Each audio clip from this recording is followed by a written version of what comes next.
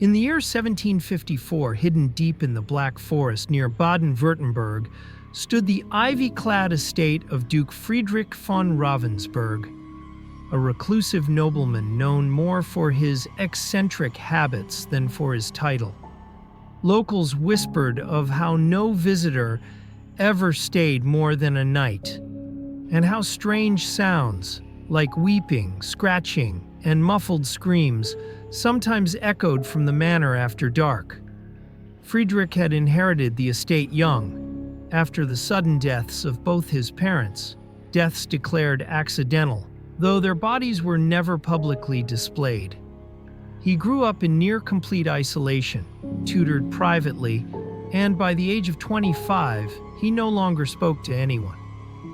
His servants delivered notes in neat, perfect script, always signed with a small red symbol, a circle with an I crossed out.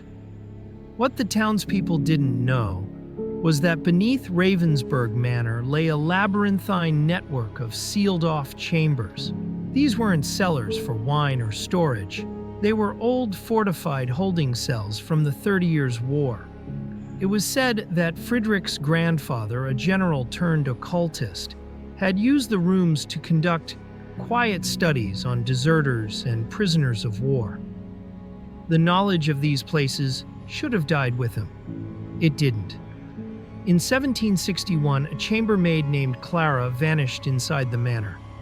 When questioned, Friedrich handed the authorities a sealed envelope containing only one sentence: "She heard something she shouldn't have." The case was dismissed, and so were the next 3 disappearances. It wasn't until the estate was confiscated decades later, after Friedrich's unexplained death in a locked room with no windows and no weapon, that investigators descended into the forgotten depths. There, they found 27 doors.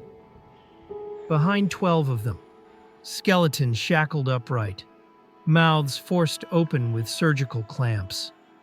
In one room, a fresco had been painted on the wall, not by brush but by hand and blood.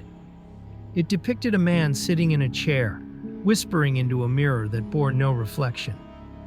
The final room was empty, except for a red symbol on the wall, a circle with an eye slashed through, and beneath it, etched in the stone, "Do not listen when the silence speaks."